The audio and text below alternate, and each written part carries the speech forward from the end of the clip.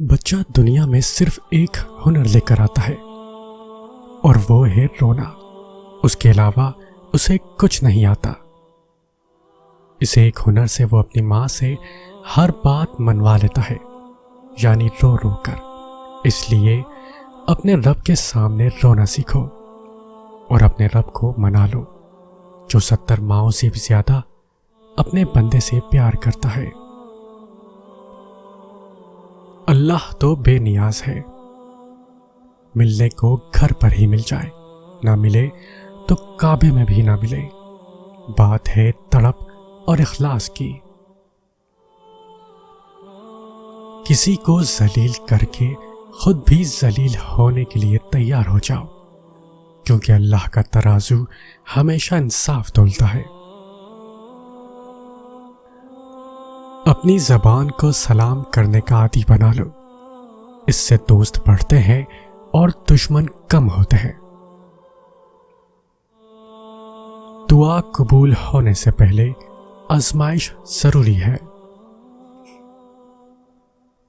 انسان بزدل اتنا ہے کہ خوابوں میں ڈر جاتا ہے، اور بے خوف اتنا ہے کہ جاگتے میں بھی اپنے رب سے نہیں ڈرتا۔ بدلہ لینے والوں سے مت ڈرو، ہمیشہ معاف کرنے والوں سے ڈرو، کیونکہ ان کا بدلہ اللہ لیتا ہے۔ کوئی خواہش ادھوری نہیں رہتی جب انسان سمجھ جاتا ہے کہ تھامنے والا اللہ ہے۔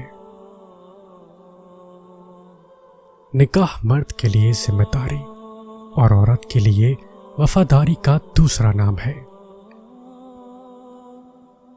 دل میں صرف اللہ کی محبت رکھو، دنیا کی محبت غم کے سوا کچھ نہیں دیتی۔ جھوٹ بولنا آسان ہے، چھپانا مشکل ہے۔ سچ بولنا آسان ہے، سننا مشکل ہے۔ نفرت کرنا آسان ہے، جھیلنا مشکل ہے۔ انسان کہلانا آسان ہے، بننا مشکل ہے۔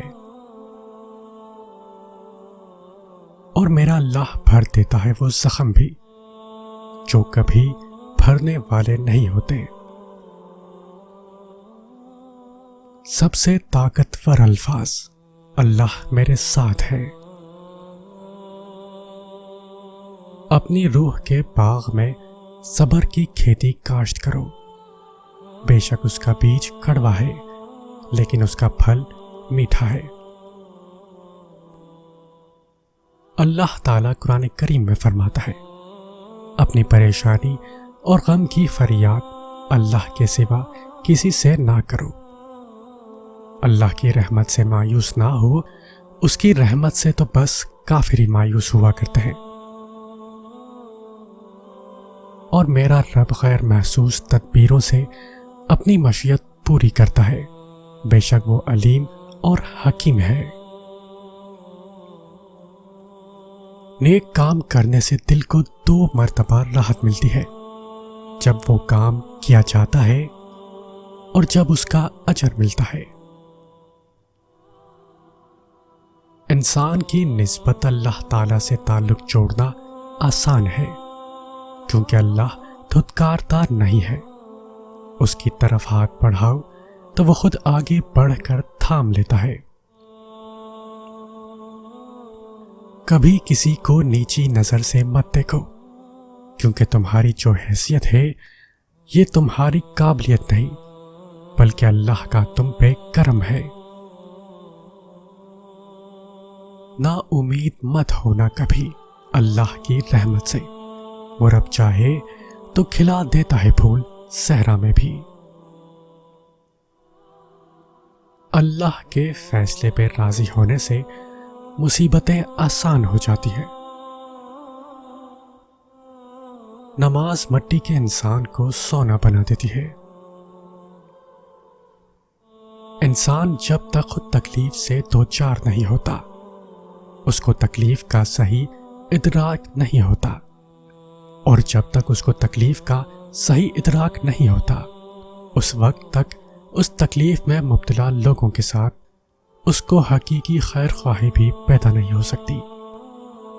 حقیقی خیر خواہی کا جذبہ اس وقت بیدار ہوتا ہے جب حقیقی تکلیف کا احساس ہو۔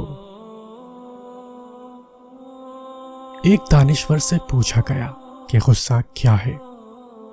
جواب ملا کہ کسی کی غلطی کی سزا خود کو دینا۔ اپنی طرف سے پوری کوشش کرو، محنت کرو، صحیح طریقہ اپناؤ، دعا کرو، امید رکھو، اور پھر نتیجہ اللہ پر چھوڑ دو۔ جب آنکھیں نفس کی پسندیدہ چیزیں دیکھنے لگے تو دل انجام سے اندھا ہو جاتا ہے۔ جو اللہ کے لیے جھکتا ہے اللہ اسے بلند کر دیتا ہے۔ بدلے کی آگ میں خود کو جلانے سے بہتر ہے معاملہ اللہ کی عدالت میں پیش کیا جائے، جہاں پر آپ کو کسی وکیل کی ضرورت نہیں پڑے گی، کیونکہ اللہ تعالی ہر چیز پر قادر اور بہترین انصاف کرنے والا ہے۔ جب بہترین کی خواہش ہو تو پھر اللہ کی طرف دیکھو، اپنی خواہشات کی طرف نہیں، کیونکہ ہم تو جان ہی نہیں سکتے کہ ہمارے لیے کیا اچھا ہے۔ وہ ایسا رحمان ہے جو کسی کا سوال رد نہیں کرتا۔